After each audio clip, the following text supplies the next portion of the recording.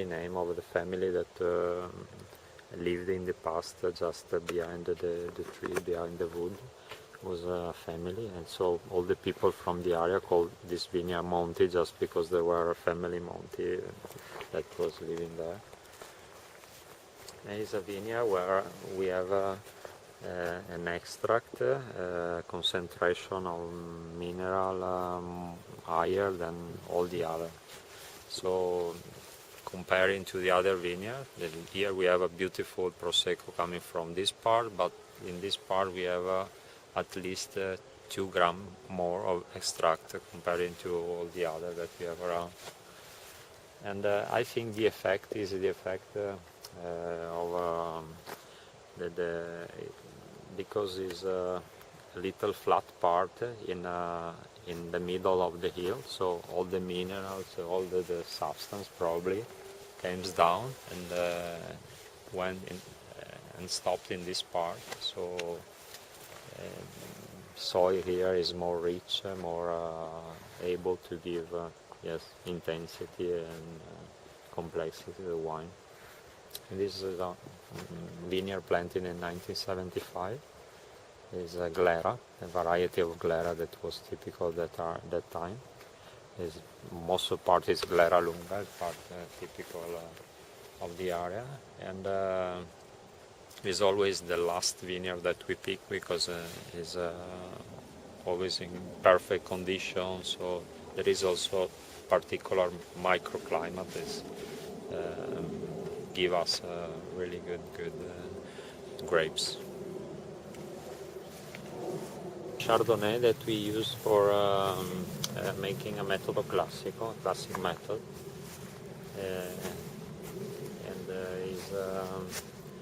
we have 2 vineyards of Chardonnay, and so we are making since 40 years also a classic method made with the Chardonnay Pinot Noir. And how many hectares of the glera have you got? Glera is more than 30 hectares, 35 hectares. And you produce how many bottles of Prosecco per year? We produce 200,000 bottles of spumante and 2 small selection. One is 9,000 bottles, another one is 5,000 from this vineyard, and also we produce around 100,000 bottles of frizzante. That's it. Usually Prosecco is in DOCG. Yeah. Here we are in the DOCG, Asolo DOCG. Asolo is very long, very narrow and long appellation. It's the smallest appellation in the area of Prosecco. And comparing to Conegliano Valdobbiadene is at least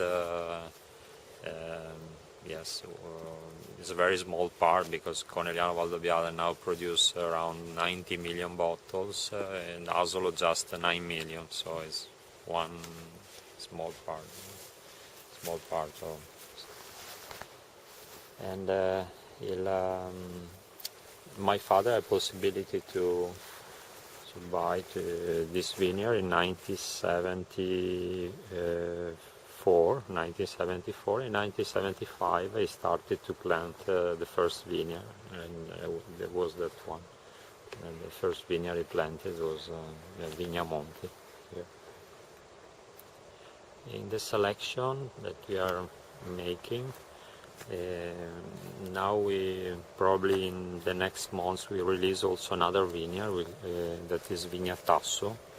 That is the highest vineyard that we have in that part. Is another vineyard, a different expression. It's not so rich as that one, but it's very elegant as aroma, as really elegant expression. It's maybe more similar to the elegance that we have in Valdobbiadene, because for me Valdobbiadene is always most elegant Prosecco because they have a highest excursion. But beautiful of Asolo is that we have a great body, so it's always a Prosecco with a very great body, very full, very rich. And this is the character that we love of Asolo, that we like to express. And Vignatasso, it's something that could be elegant also the aroma, but show that is in the mouth you could understand that is a Prosecco from Asolo, so Prosecco with a good complexity.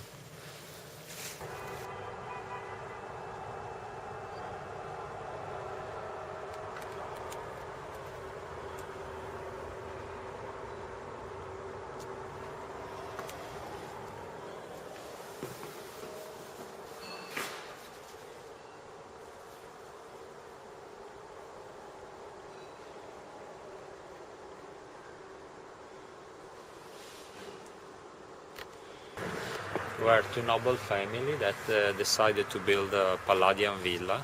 There is a beautiful villa down there, you see the rooftop.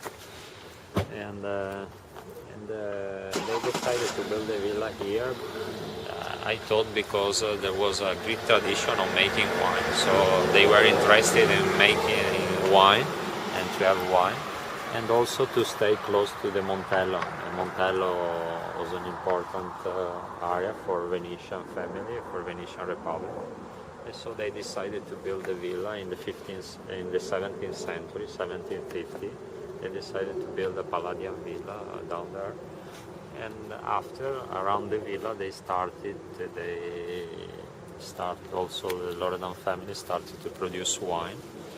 And this part that was just a stubble, they started at the end of 18th century or beginning of last century to create a real winery, and with a modern way of producing wine, so with the low production, long aging in barrel, and bottling all the wine. That was something not typical at that time. So the wine was sold in bulk on big tank, they started to bottle all their wine, and it was one of the first wineries that started to sell bottles around the world.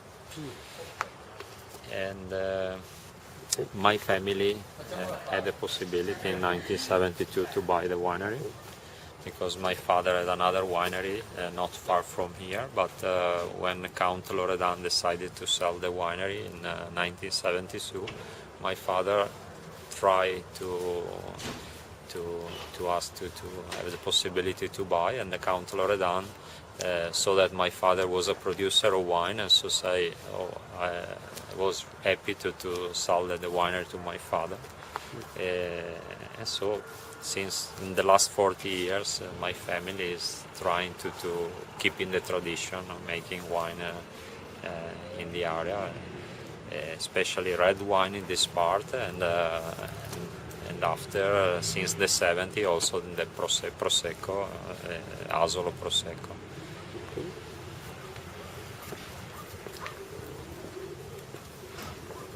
Oh.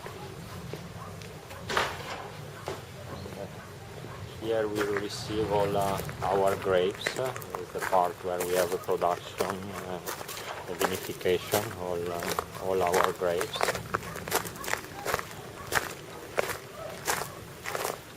Traditional vinification, so made with the press, soft pressing the white wines, the Prosecco, and traditional fermentation with the skins for the red wines.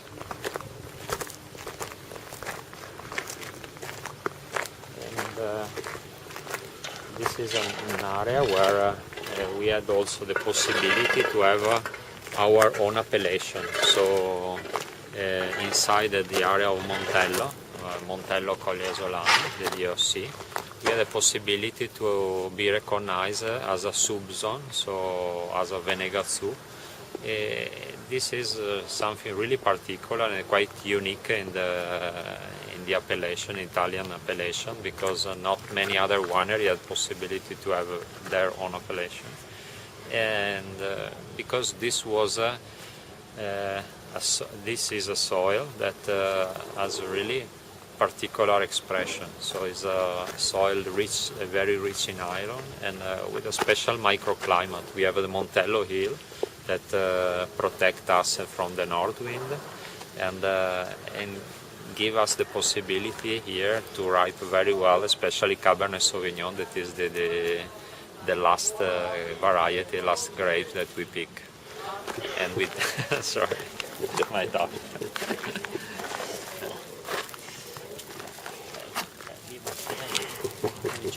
So how many bottles of Prosecco do you produce again a year? I produce 200,000 bottles of sparkling. And how many still wines do you produce? How many still wines? And other 200,000 of red wines. Which go internationally, that you sell internationally. Yeah. And this is where you live? Yeah. You live here? I live here with my father and two families. My family have a wife and two little, not little, two young boys. Yeah. and my father and my mother in another part of the house. So this is your winery? Yes. Here we have a part of vinification, so we have two press for Prosecco. Our German press that were made for making fruit juice originally, the firmness. And but they are working really well for making very soft pressing for Prosecco grapes. So you've just finished the harvest? Yes, tomorrow we will finish the harvest. And here we have a part where we vinificate the red wines. So three big tank, big barrel for making the fermentation of the red wines, and still wax for most simple wine that where we don't need the vinification in wood. Most of our best grapes are vinificated all our best grapes are vinificated in this barrel. And when we finish the vinification here, we put all our winery in other parts where we have the aging, and also the part where we make the second fermentation of Prosecco.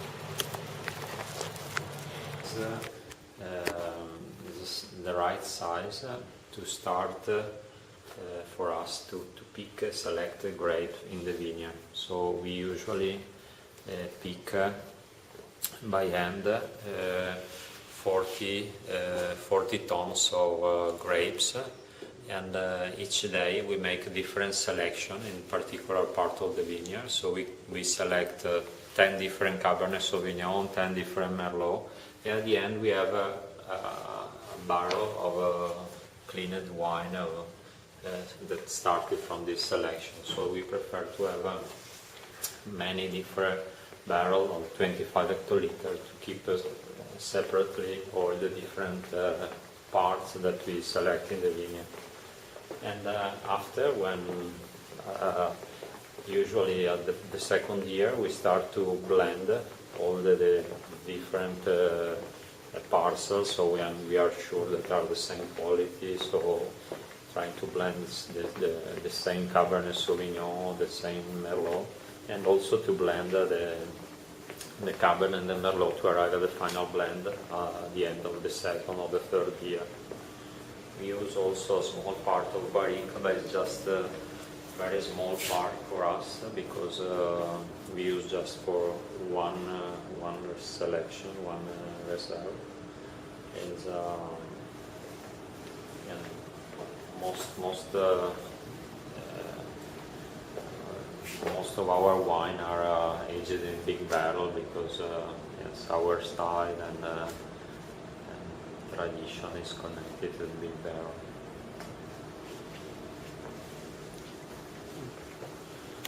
I show you also where we make Prosecco.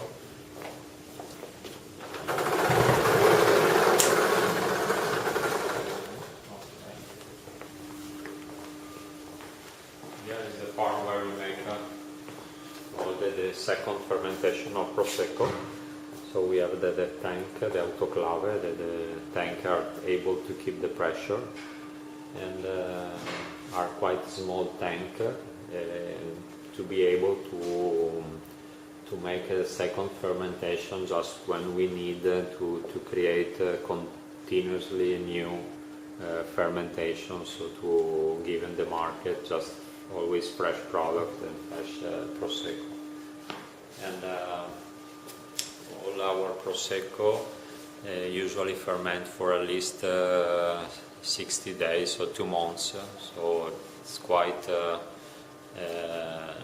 not a long fermentation, but enough to have an elegant, very elegant expression, so to have a good bubble, good to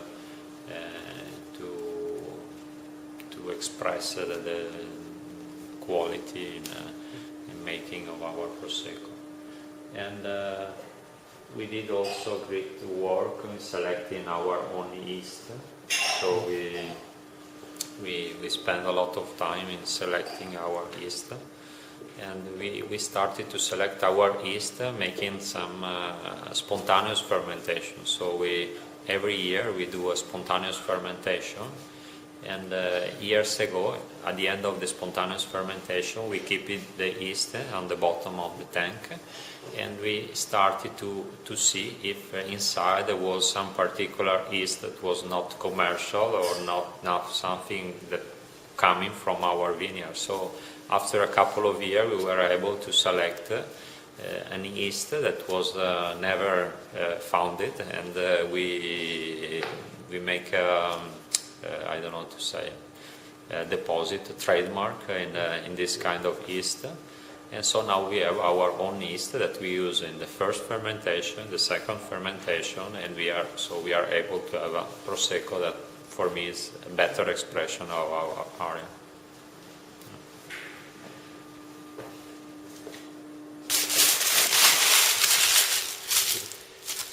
This is the Prosecco, the Asolo, that give us the possibility to select our own yeast. So it's a spontaneous fermentation. I just try to find a name, cuvée indigène, just to express the meaning is that indigenous yeast are used in this spontaneous fermentation. In effect, is a selection that I made in Vignamonti, the vineyard that we have seen. Is a selection. I just pick less than half of this vineyard, and I just press the skin. And when I have a clean juice, I put directly in the tank for making the fermentation, so in the autoclave. So in this way, I don't need to add sugar and yeast. I just let's start the fermentation, just adjusting the temperature, and I try to keep the fermentation very, very slow. So fermentation that take a very long time, 3-4 months fermenting, very, very slowly. And at the end, one of the problem of fermenting this way, also with this kind of yeast, is that this kind of yeast are not able to burn all the sugar. So at the end, you don't have a dry wine, but you have a wine with a high percentage or good percentage of sugar. So I in the 6 year that I try, in the last 6 vintage that I had possibility to do this experiment, I had most of the vintage, it was brut, but with 8-9 grams of sugar, because the fermentation stopped at this level. In other vintages, as this one, fermentation stopped with a high level of sugar, so I have 16 grams of sugar.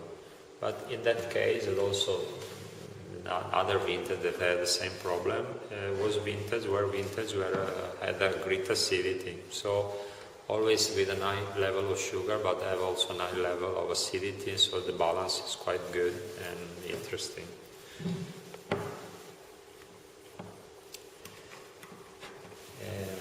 This is just the last vintage that I just released this month, is 2016, because take one year to complete the process, so I just bottled the 2016, and I'm able to produce every year around 8,000-9,000 bottles, because it's a small tank. And it's very important to know the vintage in this case, because every vintage is so different from the other, so yes, it's important to know which vintage we are having. And I would like to taste this Asolo Prosecco vintage Cuve Indigene vintage 2016.